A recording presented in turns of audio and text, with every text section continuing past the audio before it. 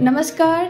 SMR न्यूजच्या हेडलाईन्समधून धक्कादायक बातमी. नागपूर जबलपूर हायवेवर AI तंत्रज्ञानाच्या मदतीने अपघातातील आरोपी ट्रक चालकाला अटक. मृत्यू पत्नीचा मृत्यूदेह घेऊन जाणाऱ्या पतीचा हृदयद्रावक व्हिडिओ व्हायरल. काही दिवसापूर्वी नागपूर जबलपूर राष्ट्रीय महामार्गावर दुचाकी अपघात प्रकरणात पोलिसांनी AI तंत्रज्ञानाचा वापर करून आरोपी ट्रक चालक सत्यपाल राजेंद्र याला ग्वालियर कानपूर हायवेवर अटक केली. अपघातात पत्नीचा मृत्यू झाल्यानंतर पतीने तिचा मृत्यूदेह घेऊन जाण्याचा व्हिडिओ व्हायरल झाल्यानंतर नागपूर ग्रामीण पोलीस अधीक्षक हर्ष पोद्दार यांचा मार्गदर्शनाखाली मार्वल AI सॉफ्टवेअरचा वापर करून ट्रकचा वेग आणि लोकेशन ट्रॅक केले. CCTV फुटेज आणि AIच्या मदतीने आरोपीचा मागोवा घेत पोलिसांनी त्याला पकडले. तर एक AI तंत्रज्ञानाचा वापर करून नागपूर ग्रामीण पोलिसांनी एक अतिशय उत्कृष्ट अशी कामगिरी केली. नेमकं हे प्रकरण काय होतं आणि त्यात AI तंत्रज्ञानाचा वापर करून आपण कसं काय या गुन्ह्याची उकल केली.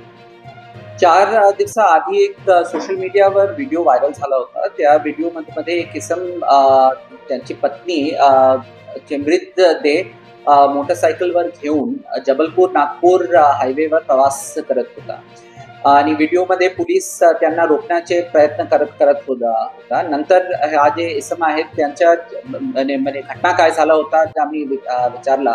मग त्यांनी सांगितलं की पेंचचे जवळ एक दुर्गम भागातलं एक ट्रकने त्यांच्या मोटरसायकलला धडक मारला आणि त्यांची पत्नी जी आहे ती तिथेच मरून पडला.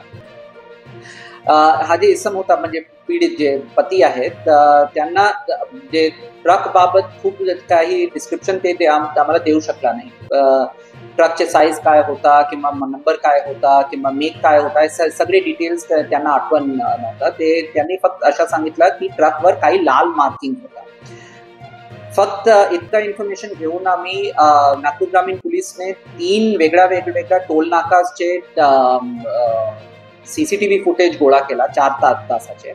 आणि हा जे 4 तासाचे जे फुटेज आहेत आर्टिफिशियल इंटेलिजन्स वापरून आम्ही अॅनलाइज केला. अॅनलाइज केल्यानंतर आम्ही 2 वेगळ्या आर्टिफिशियल इंटेलिजन्स अल्गोरिथम्स वापरला. एक प्रथम होता ज्यांनी पूर्ण CCTV फुटेज अॅनलाइज करून जे लाल मार्किंगचे जे ट्रक आहेत त्यांना आयडेंटिफाय केला. आणि दुसरा जे अल्गोरिथम होता त्यांनी प्रत्येक लाल मार्किंगचे ट्रक्स जे आहेत त्यांच्या ॲव्हरेज स्पीड काय आहे ते कॅल्क्युलेट केला आणि स्पीड मध्ये काही तफावत जर असेल तर अशा शक्य आहेत की ट्रकने हा जे ट्रक आहे त्यांनी ऍक्सिडेंट केला होता. मग हे पूर्ण डेटा ट्रायंग्युलेशन नंतर एक ट्रक अशा आहेत ज्यांना आम्ही आयडेंटिफाय केला आणि हा ट्रक जे होता ते UPचा होता. ते ट्रकला आम्ही परवा दिवशी ग्वालियर कानपूर हायवे नागपूर पासून 700 किलोमीटर दूरवर आम्ही त्यांना ताब्यात घेतला आणि ड्रायव्हरला पण आम्ही ताब्यात घेतला आणि हा जे दुर्दैवी गुन्हा आहेत ते निष्पन्न झाला.